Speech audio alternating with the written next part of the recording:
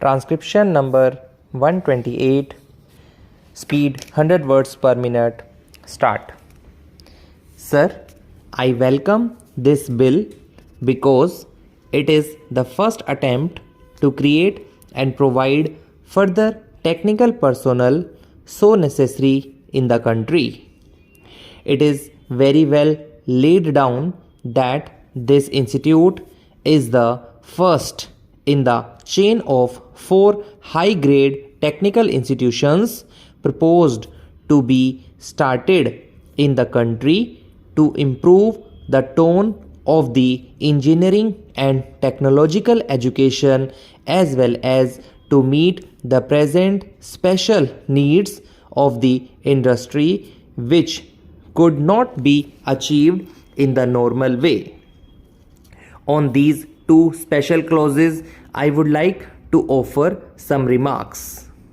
Because first of all, we see that the tone of technical and engineering education is not at present what is desired or is necessary in the country.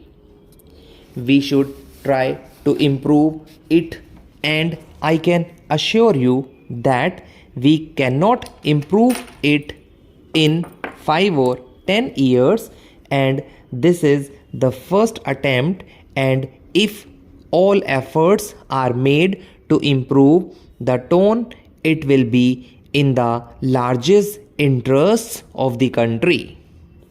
The special needs of the country are increasing, and the branches of engineering and technological education are multiplying every year in our country also. So the degrees and the courses will have to be multiplied. These are the 2 important points why our students are going in hundreds to foreign countries to acquire degrees in foreign universities, because the training imparted is not adequate for the purpose for which it is meant, namely to render service in the industry in which they wish to join later on. I wish to say here that this institution should be sufficiently financed, and for want of finance, it should not suffer in getting the best professors for training. Then the atmosphere that is to be created for imparting training is very important, because technological engineering education is quite different from academical and theoretical education which is at present given in universities. For that especially I welcome this association of undergraduate studies, because if undergraduate study is there, then it creates an atmosphere for those students to follow it and pursue it to postgraduate studies and in functional research. That is very important. I still say that if it is followed in all the 4 high-grade institutions, then it will be useful. We should not fight shy of it, because we are woefully lacking in technical skill, and that skill has to be created.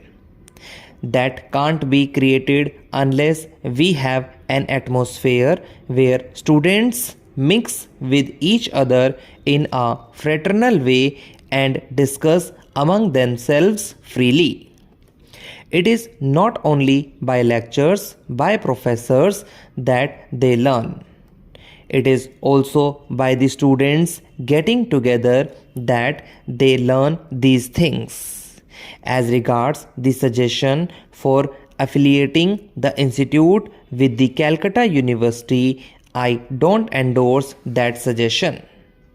This is a different institution from the present universities and colleges, and the training that to be given in them is also different.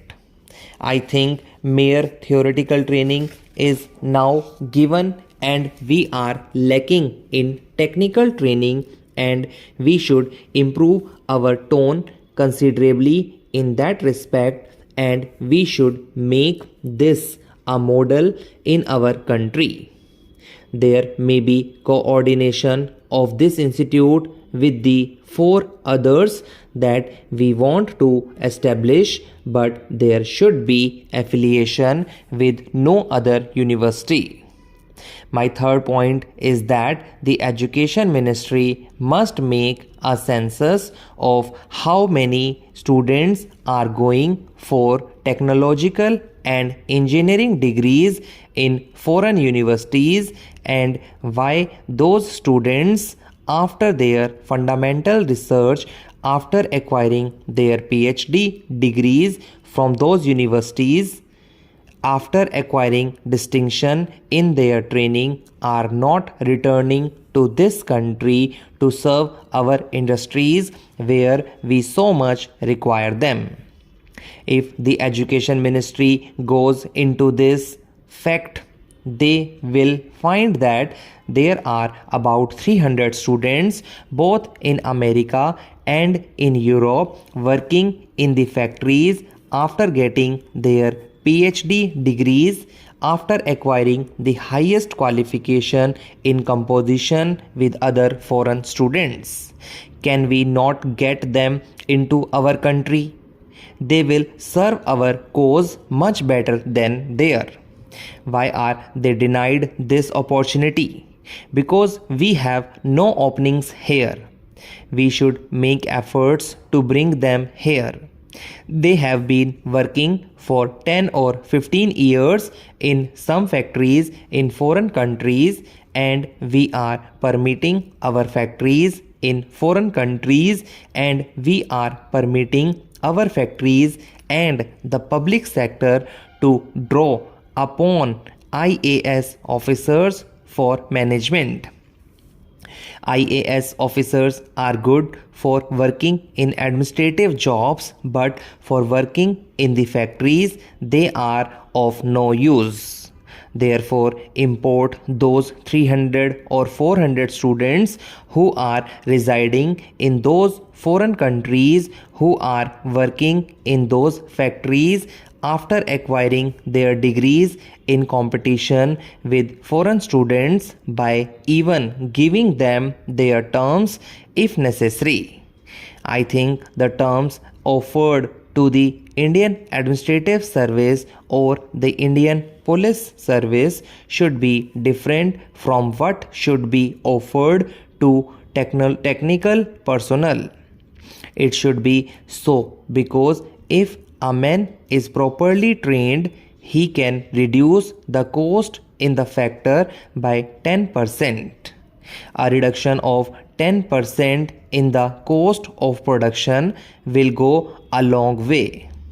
If, for example, the original cost is about 1 crore of rupees, then this would mean a saving of 10 lakhs of rupees. This is done purely by their technical genius, and this genius has gone out of the country.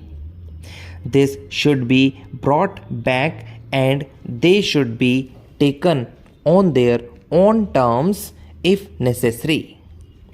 First of all, those engineers and other technicians who are working in foreign countries should be persuaded to come here.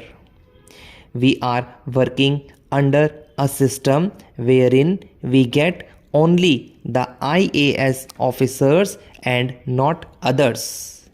We should ask our ambassadors to make a list of such persons. They will be satisfied to work in India on a much lower salary. Even if you get a very highly qualified men from our factories, the Union Public Service Commission does not endorse his application.